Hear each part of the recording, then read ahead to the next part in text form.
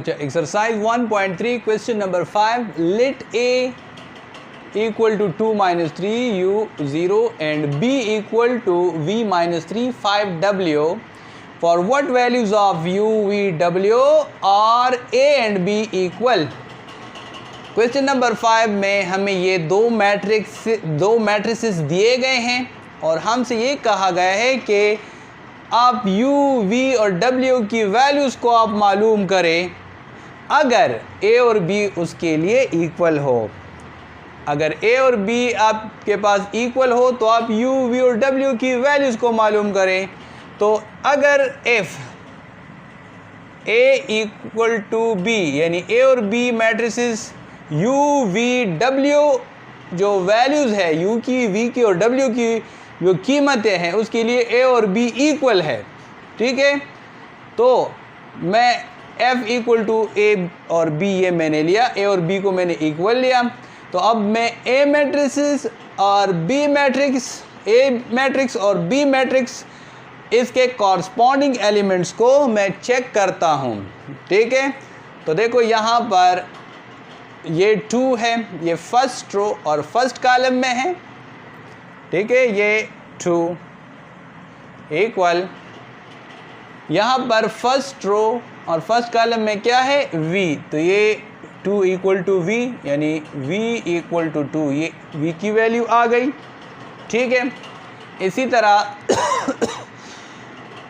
ये मेरे पास क्या है -3,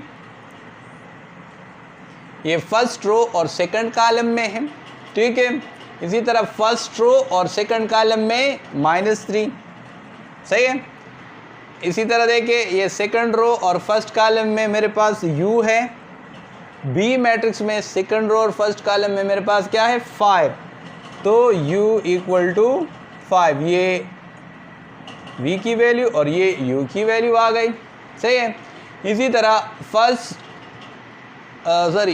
सेकंड रो और सेकंड कॉलम में मेरे पास क्या है a में 0, इसी तरह सेकंड रो और सेकंड कॉलम में मेरे पास क्या है w, ठीक है। तो w इक्वल टू 0, ये w की वैल्यू आ गई, तो v equal to 2, u equal to 5, w equal to 0, ये इनके वैल्यूज़ आ गए।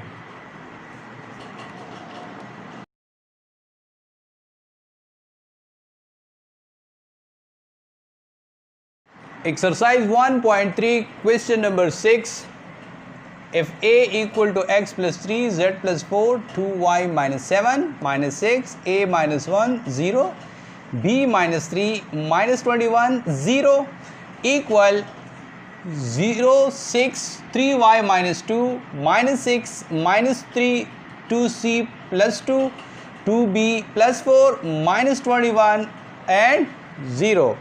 अच्छा, ये एक क्वेश्चन है, क्वेश्चन नंबर 6। इसमें हमें दो मैट्रिसेस ये दिए गए हैं और ये दोनों इक्वल है।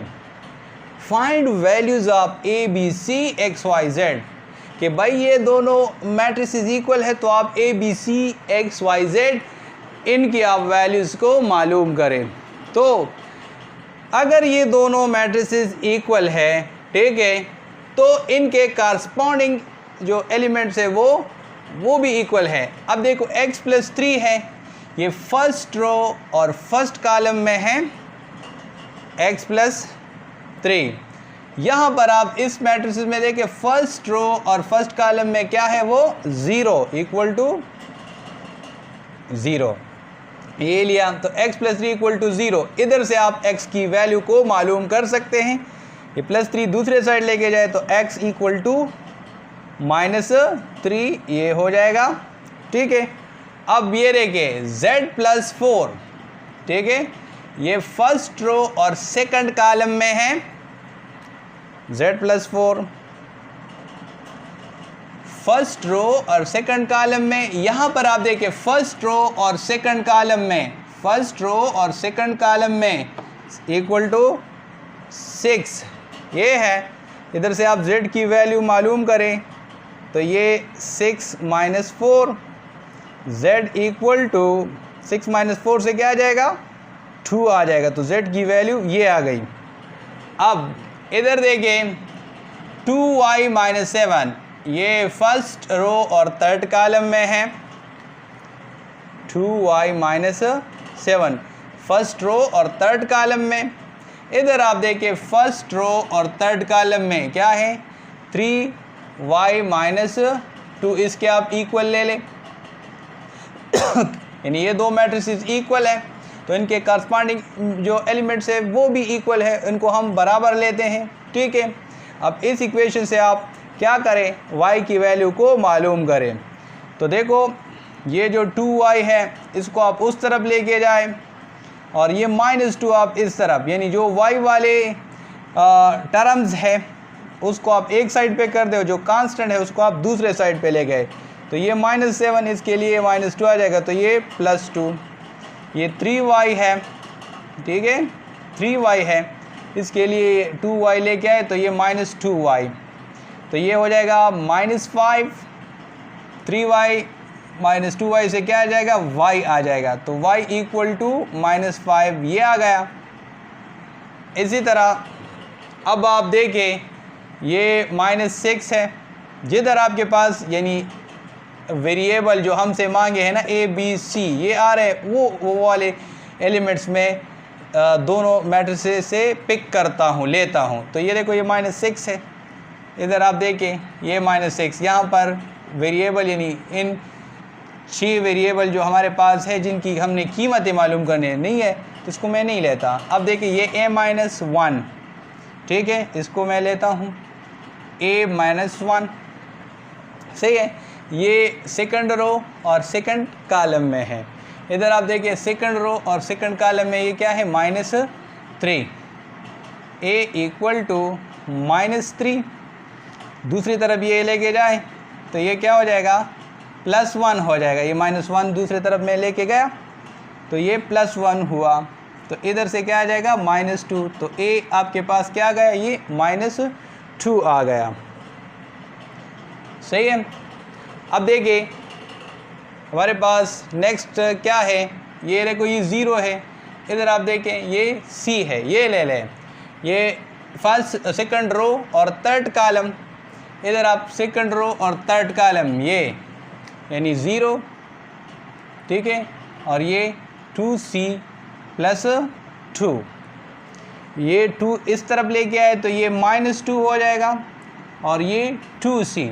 अब आपने c को मालूम करना है, 2 पे दोनों साइड आप डिवाइड करें, -2 divide by 2, 2c divide by 2, ये कैंसिल हो जाएगा, तो c आपके पास क्या आ जाएगा, ये भी कैंसिल हो जाएगा, -1। c की वैल्यू आपके पास -1 आ गई। हमारे पास x की वैल्यू मालूम हो गई, y की वैल्यू मालूम हो गई, z की वैल्यू मालूम हो गई, a की वैल्यू मालूम हो गई और c की जो है वो वैल्यू मालूम हो गई। अब सिर्फ b की वैल्यू रहती है, वो मालूम करते हैं। तो वो इस तरह करते हैं, देखिए ये b-3 है, मैंने ले लिया। b-3 कहाँ पर आता है, ये थर्ड रो और फर्स्ट कॉलम में। दूसरे मैट्रिक्स में आप देखिए थर्ड रो और फर्स्ट कॉलम में 2b + 4, वो इसके साथ इक्वल ले लें। तो यहाँ से हमने b को मालूम करना है, ये b इस तरफ लेके आए तो ये हो जाएगा, और ये जो 4 है आप इस तरफ लेके आए, ये -3 4 में इस तरफ लेके आया तो ये -4, ये 2b है, इसके लिए ये b दूसरे साइड हम लेके गए तो ये -b हो जाएगा, ये -7, 2b -b से आ जाएगा b, तो b हमारे पास क्या आ गया, ये -7 ये आ गया। ठीक है, तो हमारे पास a, b और c की वैल्यू जो है वो फाइंड आउट हुई और वो हमारे पास क्या आ गई, a की वैल्यू हमारे पास आ गई थी -2, b की वैल्यू हमारे पास आ गई -7, ठीक है, और c की वैल्यू हमारे पास आ गई -1। अच्छा, x की वैल्यू हमारे पास आई थी -3, ठीक है, y की वैल्यू हमारे पास आई थी, ये आई है मतलब -5, और जो z है उसकी वैल्यू हमारे पास आई है +2। ठीक है, तो ये सारे वैल्यूज़ जो हमसे मांगे गए थे इस सवाल में वो हमने मालूम कर लिए।